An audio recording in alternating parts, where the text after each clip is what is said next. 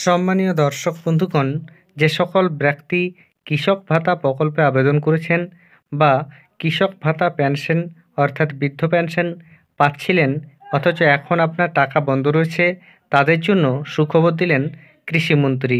বুধবার বিধানসভায় প্রশ্নোত্তর পর্বে তিনি জানিয়ে দেন, যাদের টাকা বন্ধ রয়েছে বা যারা নতুন করে আবেদন করে টাকা পাচ্ছেন না, তারা অভিযোগ জানালে সরাসরি তিনি ব্যবস্থা নেবেন। এর জন্য তিনি কি করতে হবে বলেছেন বা কী কী আপডেট রয়েছে, সম্পূর্ণ আপনাদের এই ভিডিওতে আমি তুলে ধরব।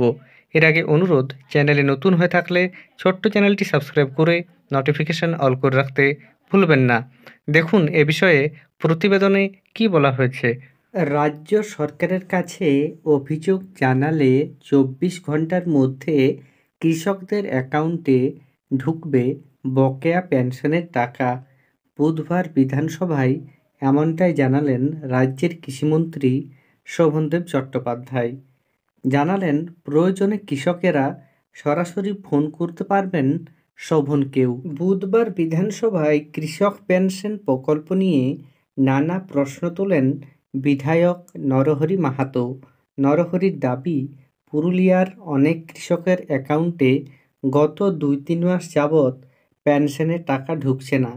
এই প্রশ্নের উত্তরে শোভন জানান, পুরুলিয়া জেলায় মোট কৃষি পেনশন প্রাপকের সংখ্যা 4,302 জন। ওই 1,004 কৃষকের মধ্যে যারা টাকা পাননি, তারা সে বিষয়ে অভিযোগ জানালে 24 ঘন্টার মধ্যেই ব্যবস্থা নেওয়া হবে, এমনটাই আশ্বাস দিয়েছেন কৃষিমন্ত্রী। বিধায়ক নরহরির আরও অভিযোগ, অনেক কৃষক পেনশনের জন্য আবেদন করেও এই সুবিধা পাচ্ছেন না। বিভিন্ন জেলায় বহু চাষি পেনশন প্রকল্পে আবেদন করলেও অনেকের নাম অনুমোদিত হচ্ছে না।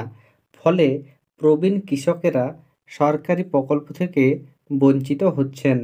এই অভিযোগের পরেই কৃষিমন্ত্রী শোভন জানান, গত 2024 সালের 31 মার্চের সর্বশেষ পরিসংখ্যান অনুযায়ী রাজ্যে মোট কৃষি পেনশন প্রাপকের সংখ্যা 70,772।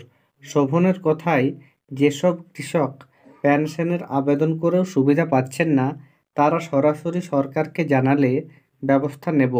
ব্লকে এডিএ বিডিওদেরও জানাতে পারেন। প্রয়োজনে আমায় সরাসরি ফোন করবেন। যদি পেনশন পাওয়ার যোগ্যতা থাকে তাহলে আমরা তাদের তা পাইয়ে দেব। এছাড়া আরও একটি প্রতিবেদন প্রকাশিত হয়েছে, যেখানে কৃষক ভাতা সম্পর্কে নানা তথ্য বলা হয়েছে। তার মধ্যে একটা গুরুত্বপূর্ণ অংশ আমি আপনাদের পড়ে শোনাচ্ছি। দেখুন, এখানে বলা হচ্ছে, রাজ্যের যারা কৃষি পেনশন আবেদন করেও পাচ্ছেন না, তারা সরাসরি সরকারকে জানালে ব্যবস্থা নেওয়া হবে। কোনো বিধায়কের কাছে এই সংক্রান্ত অভিযোগ এলে তাকে সরাসরি ফোন করে জানানোর পরামর্শ দেন কৃষিমন্ত্রী। অর্থাৎ যে সকল ব্যক্তি আবেদন করেছেন টাকা পাচ্ছেন না, তারা লোকাল এমএলএ বা বিধায়কের কাছে গিয়ে অভিযোগ করুন। কৃষিমন্ত্রী বলেছেন, লোকাল এমএলএ যদি তাকে ফোন করে জানান, অবশ্যই আপনাদের যে আবেদন তা খতিয়ে দেখা হবে এবং আপনি যদি যোগ্য হন তাহলে টাকা দেওয়ার ব্যবস্থা করা হবে। ধন্যবাদ।